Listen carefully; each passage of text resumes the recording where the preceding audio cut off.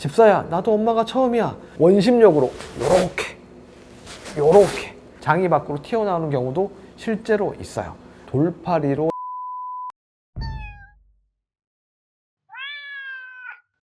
고양이만 건강하면 당신은 행복합니다. 국내 최초 최고의 고양이 전문병원 백산동물병원 대표 수의사 김영준입니다. 원장님, 저희 이제 임신에 대한 얘기를 했는데 출산이 임박하면 집사가 따로 준비해야 될 게 있을까요? 경건한 마음. 사실 도움이 필요 없을 정도로 고양이가 일반적으로는 잘 하는데, 그래도 혹시나 모르니까 보호자분이 아이를 도와줄 수 있는 준비를 하셔야 되는데, 쉽게 얘기하면 탯줄자를 준비하시면 돼요. 알콘솜 같은 소독약, 요즘 너무너무 어색한 무명실, 가위, 부드러운 면수건, 물티슈는 안 쓰시는 게 좋습니다. 새끼를 낳았는데 우리 아이가 초산이야. 집사야, 나도 엄마가 처음이야. 그런 상황에서는 신속하게 태막을 벗겨주고 탯줄을 잘라주는 그러한 도움이 필요할 수 있습니다. 배에서 탯줄이 이렇게 나와 있거든요. 그러면 0.5cm 되는 부위를 묶습니다. 무명실로 예쁘게 묶어요. 1cm 되는 시점을 잘라요. 그리고 소독약으로 그쪽을 잘 닦아주는 거죠. 근데 여기서 주의할 점이 뭐냐면, 실제로 여러 번 봤는데 0.5 묶고요, 묶은 데랑 배 사이를 자르시는 분도 꽤 있어요. 탯줄이 너무 짧게 잘리거나 이렇게 되면 탈장이 생기는 경우가 있습니다. 진짜 운이 없으면 장이 밖으로 튀어나오는 경우도 실제로 있어요. 어설프게 길게 남겨놓으면 어미가 아직 상황이 안 끝났다고 생각을 하고 계속 할 거나 물어뜯어서 너무 짧게 탯줄을 자르는 경우도 있습니다. 그래서 항상 적당한 길이로 탯줄을 잘라주는 게 매우 중요합니다. 탯줄 자르라 그러면 무서워요, 어떡해 라고 생각하시는 분들이 많은데, 애한테 아무 문제 없습니다. 애가 아파하지도 않고요, 거기 때 무슨 신경이 있거나 그러지도 않고요. 과감하게 잘라주시면 됩니다. 그리고 이제 간혹 태어난 아이가 잘 안 울고 숨을 잘 못 쉬고 있을 경우가 있어요. 애가 뱃속에 있을 때는 호흡을 할 필요가 없어요. 그래서 이쪽이 다 물을 먹고 있단 말이에요. 그래서 그 물을 밖으로 빼주는 그런 도움이 필요한데, 어떻게 하냐면 애가 울고 있어. 그러면 머리를 잡고 원심력으로 요렇게 최대한 길게 이렇게 원을 그려주면서 액체가 입 밖으로 나갈 수 있도록 그런 것을 해주면서 마사지를 계속 해주시는 겁니다. 애가 태어나면 엄마가 새끼 핥아주잖아요. 그 자극이 호흡 촉진을 유발합니다. 그래서 숨을 잘 못 쉬거나 숨을 잘 안 쉬고 있으면 그 손수건으로 머리나 등을 이렇게 좀 강력하게 좀 문질러, 엄마가 핥아주는 것처럼 문질러 주시는 행위도 필요해요. 이렇게 하면서 마사지 해주고 이렇게 하면서. 그래서 그거 몇 번 하면 대부분의 경우는 우리 아이가 갑자기 삐약삐약거리면서 이제 짜증을 내면서 돌아다녀요. 그래서 그 준비물을 다 준비하시고 필요할 때 탯줄을 잘 잘라주시고, 그리고 애가 숨을 잘 안 쉬면 이런 행위, 태수를 빼주는 행위, 그리고 피부 자극, 호흡 자극을 하는 행위, 이런 것들을 쭉 해주시면 됩니다. 이렇게 있어. 아이들 출산할 때 보면 출산의 프로들이 있습니다. 여러분의 경험이 있는 친구들은 정말 아무것도 해줄 거 없어요. 알아서 다 상황 종료됩니다. 근데 초산인 아이들은 어려워해요. 자기 아이도 이거 뭐야?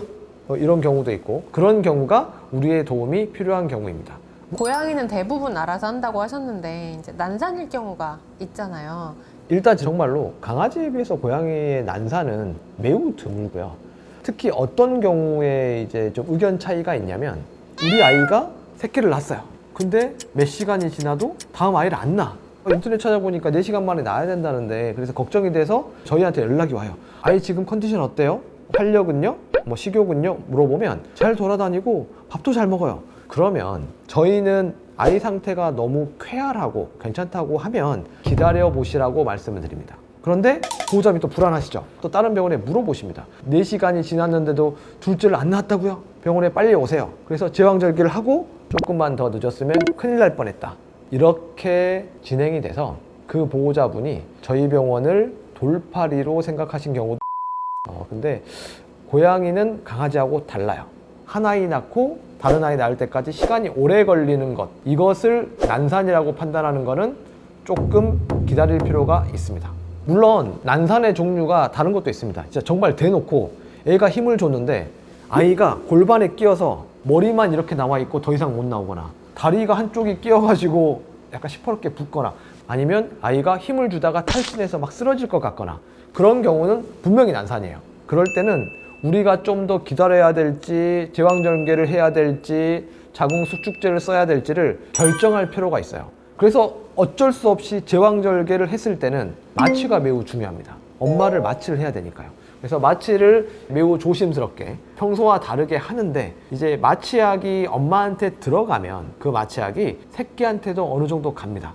그래서 제왕절개 했을 때 발생될 수 있는 이벤트가 사일런트 베이비예요. 조용한 아이. 그러니까 애도 마취약 때문에 잠을 자는 거예요. 애가 잘 안 깨, 잘 숨을 안 쉬어.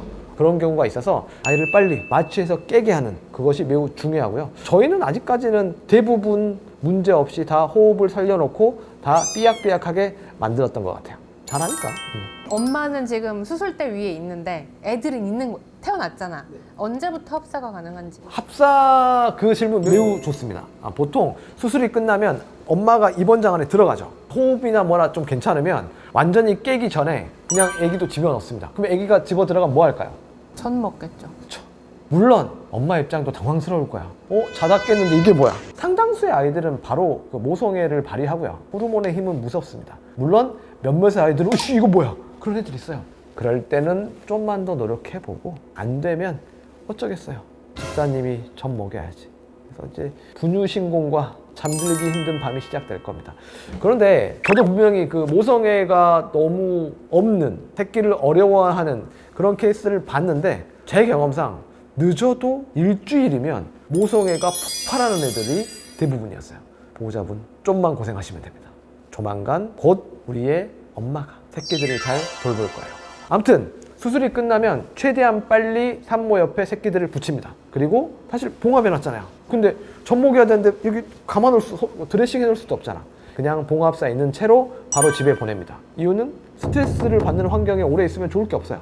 그래서 보통 집에 보내고 제 경험상 본인 혹은 새끼가 그 봉합한 데를 막 물어뜯어서 염증이 생겼던 적은 없었던 것 같아요. 이렇게 있어. 수유를 잘 안 하거나 젖이 잘 안 나오면 어떻게 해야 될까요? 이제 집사가 유모가 되는 거죠.